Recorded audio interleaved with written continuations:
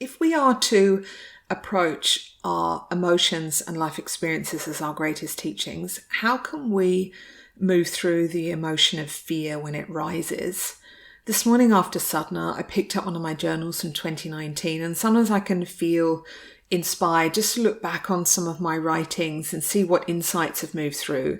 And it took me to a page where I saw a quote of Adyashanti, who said, when we're moving through our layers of story, how can we find our grain of truth in that story? And in a way, it reiterated some of the teachings that I went through with my teacher last night when we spoke about fear and the teaching of fear and how we feel it in our bodies, and how do we know what truth is? How do we know this is intuition guiding you in one direction? What if this is actually angst and fear leading you into another one? And she shared with me that whenever we are really close to a strong feeling of fear, we're actually being invited to step into an awareness of a core identity that is ready to be dissolved so that we can move forwards. And so if that is the case, why then, when fear rises, do we tend to want to run away from it, go the other way, find ways to distract ourselves, lose ourselves, rather than learn to hold the space in that really strong container of fire when it's present? And this is often referred to in the klesha as one of the experiences of suffering, which is dvesha, which is aversion. We actually want to avoid what's coming. And really, in our Western world, we haven't been taught how to hold the space for this, and in a way, why would we want to hold the space for it? Because it's a really uncomfortable feeling to have. We hear this, and one of the really old sort of comments or insights that's often shared in a yoga class is the moment you start to feel an asana become really uncomfortable to the point that you want to leave it, it is exactly in that moment where the gold and the magic of what that posture is trying to show you is bringing to the surface. And so how do we recognize that potentially our perception of this feeling of fear is what's really distorting us and drawing us away from what it's actually here for, which is asking us to see what core identity do you have that is ready to dissolve so that you're being guided into the next part of who you are, the next chapter of your life.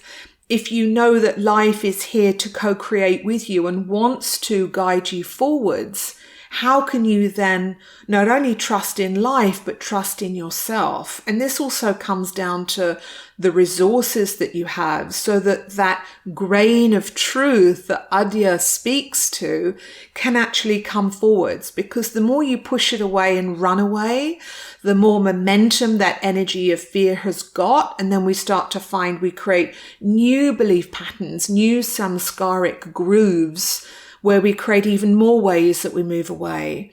So one of the ways that we can really sit with fear is to actually recognize and witness, what is this that's moving through? Just like in meditation, we awaken the sakshi, the witness aspect of who we are, that can actually watch the feelings rising. The ahamkara, the ego, doesn't really want to be seen any differently than it already does, and it wants everything to stay the same.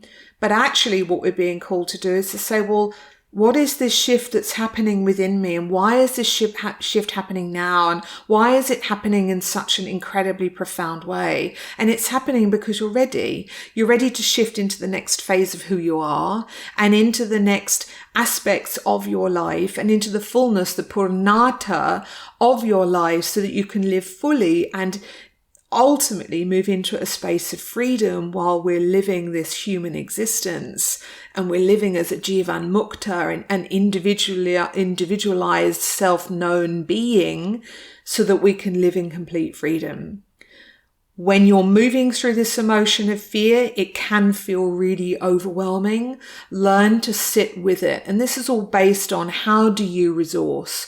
What threads are you drawing in to support yourself? Journaling, asana, pranayama, meditation. walking, being in nature. Anytime you feel really uncertain, get underneath the sky, because nature is when we help to align with our true essence of nature of the self, and really just allow it to move through. These emotions do move through. Sometimes they can linger and feel as if they stick. Other times they can just move through very quickly. So as you allow fear to be present, the very nature of allowing it reduces its potency and its hold. Whereas when you dam a stream, it's always going to find another channel. So allowing that surrender, being willing to be the witness of the intricacies of that emotion, knowing that it will move through, and then letting that carry you into the next phase of who you are becoming and where you're being called to move into.